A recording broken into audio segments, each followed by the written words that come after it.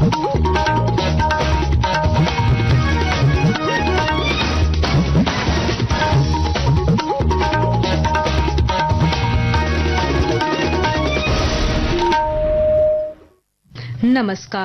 प्रादेशिक समाचार के साथ मैं कामिनी।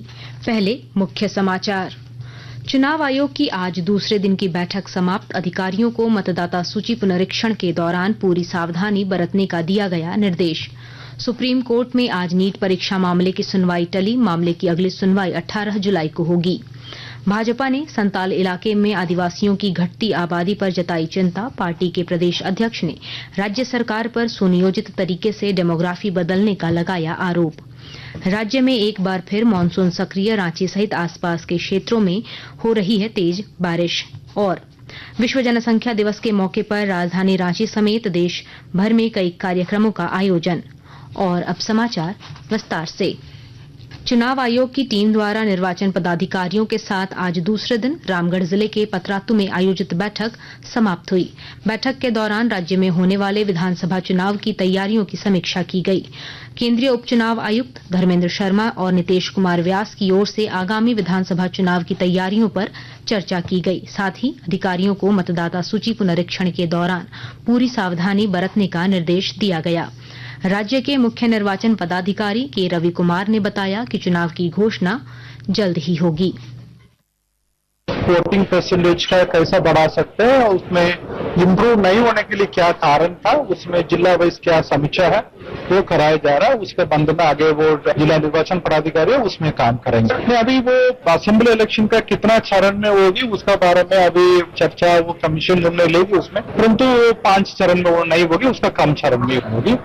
तो उसमें कितना वोटर छुटा हो उसका सबका एनरोलमेंट करने के लिए निर्देश दी गई कमीशन में। अभी कमीशन का सीनियर पदाधिकारी द्वारा का निर्देश दिया जा रहा है। प्रत्येक घर घर जाके वो बीएलओ समीक्षा कर रहा है उसमें।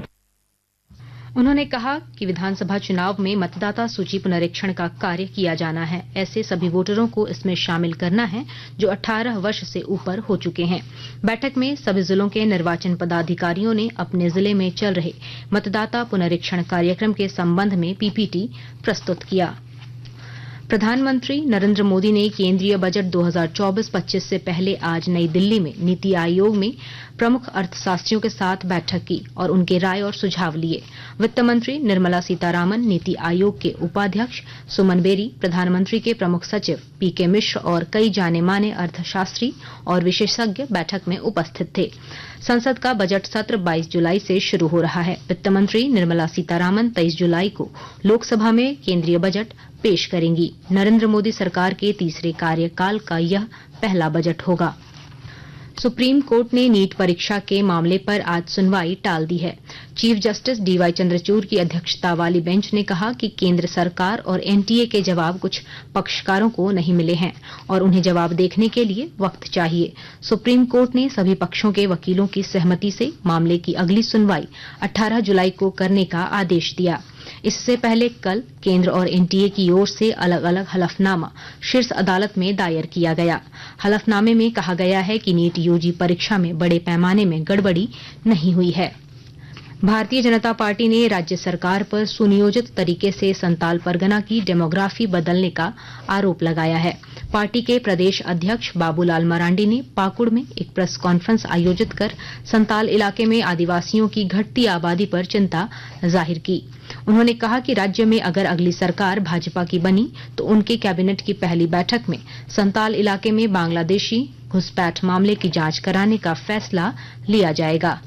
कोई भी व्यक्ति वोटर बनता है, आधार कार्ड में नाम जोड़ता है तो उसका एक निश्चित नियम बना हुआ है। हमने जो आधार कार्ड में लोगों का नाम जोड़ता है, मैं उन लोगों से पूछ रहा था कि भाई आप कैसे जोड़ते हैं? बोला कि नहीं, वो विधायक हो, सांसद हो, मुखिया हो, जिला परिषद हो, इन लोगों के रिकमेंडेशन से। हम बोले वो रिकमेंडेशन सब रहेगा? बोला क्या सब है, नहीं आपको मिलेगा सब, क्योंकि आजकल तो सब ऑनलाइन होता है। तो जितना इस बीच में हमने वर्क करके कोशिश किया है कि भाई इसको पहचाना जा सकता है कि नहीं, बोला कि बिल्कुल पहचाना जा सकता है। कौन किसने उनको बनाया, कैसे बनाया, कहीं कहीं जमीन उनके नाम से हो गया होगा, पट्टा हो गया होगा, बाकी सारे तो सब ढूंढ निकाला जाएगा। जब सरकार एसआईटी गठित कर देगी और जांच करेगी तो सब पता चल जाएगा। खूंटी लोकसभा क्षेत्र के नवनिर्वाचित सांसद कालीचरण मुंडा आज सिमडेगा जिले के बानो प्रखंड में अपनी जीत के लिए जनता के प्रति आभार व्यक्त किया।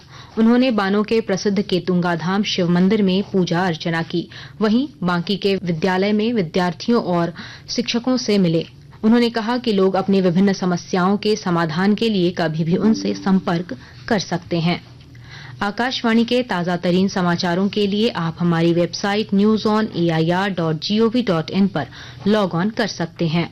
ताजा समाचार x handle @AIR News Alerts और Facebook page all India radio news पर भी उपलब्ध है।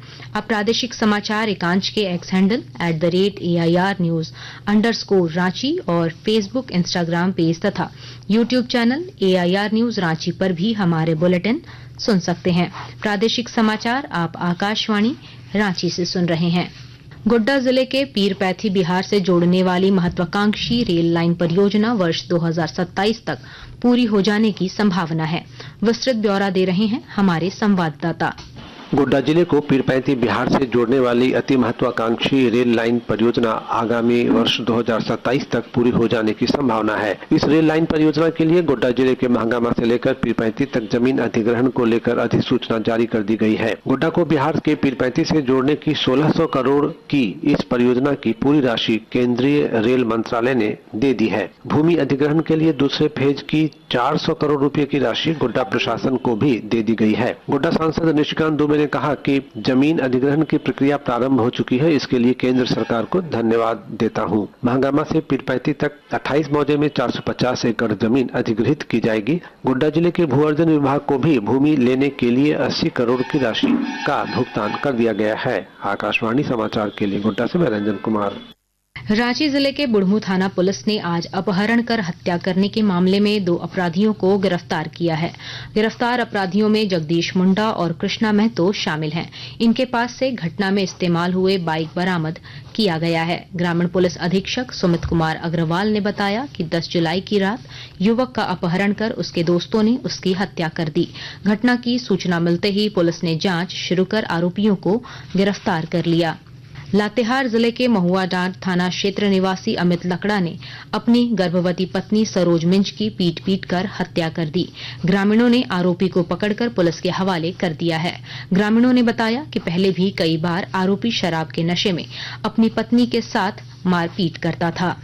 राज्य में मानसून एक बार फिर सक्रिय हो गया है। रांची और आसपास के इलाकों में झमाझम बारिश हो रही है। मौसम विभाग ने अगले 3 दिन रांची समेत 14 जिलों में भारी बारिश का येलो अलर्ट जारी किया है। साथ ही वज्रपात की भी चेतावनी जारी की है। मौसम विज्ञान केंद्र रांची के निदेशक अभिषेक आनंद ने वज्रपात को लेकर लोगों से सतर्क रहने की अपील की है। केंद्रीय स्वास्थ्य मंत्री जगत प्रकाश नड्डा ने विश्व जनसंख्या दिवस के अवसर पर आज नई दिल्ली में परिवार नियोजन के लिए सुगम मॉडल पहल का अनावरण किया। इसके साथ ही नई परिवार नियोजन सूचना, शिक्षा और संचार सामग्री भी जारी की। सुगम मॉडल को मां और बच्चे की भलाई के लिए गर्भधारण के स्वस्थ समय और अंतराल के लिए डिजाइन किया गया है। श्री नड्डा ने कहा कि आज का दिन भारत में परिवार नियोजन के अतीत, वर्तमान और भविष्य का आत्मनिरीक्षण करने का अवसर है। विश्व जनसंख्या दिवस के अवसर पर राष्ट्रीय स्वास्थ्य मिशन झारखंड की ओर से राजधानी रांची के सदर अस्पताल में विकसित भारत की नई पहचान परिवार नियोजन हर दंपत्ति की शान थीम पर एक कार्यक्रम का आयोजन किया गया। कार्यक्रम का उद्घाटन रांची विधायक सीपी सिंह ने किया।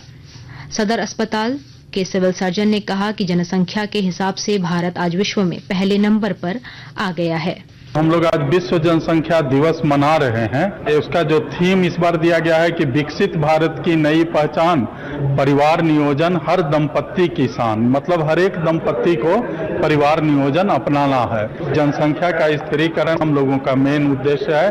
ट्राइबल ग्रुप, इनकी आबादी किसी भी हाल में नहीं घटे। सारे संसाधन धीरे धीरे मुश्किल से 25-30 साल में खत्म होने लगेंगे, इसको बचाना है। अंत में मुख्य समाचार एक बार फिर। चुनाव आयोग की आज दूसरे दिन की बैठक समाप्त। अधिकारियों को मतदाता सूची पुनरीक्षण के दौरान पूरी सावधानी बरतने का दिया गया निर्देश। सुप्रीम कोर्ट में आज नीट परीक्षा मामले की सुनवाई टली। मामले की अगली सुनवाई 18 जुलाई को होगी। भाजपा ने संताल इलाके में आदिवासियों की घटती आबादी पर जताई चिंता। पार्टी के प्रदेश अध्यक्ष ने राज्य सरकार पर सुनियोजित तरीके से डेमोग्राफी बदलने का लगाया आरोप। राज्य में एक बार फिर मानसून सक्रिय, रांची सहित आसपास के क्षेत्रों में हो रही है तेज बारिश। और विश्व जनसंख्या दिवस के मौके पर राजधानी रांची समेत देश भर में कई कार्यक्रमों का आयोजन। इसके साथ ही आकाशवाणी रांची से प्रादेशिक समाचार का ये बुलेटिन समाप्त हुआ। नमस्कार।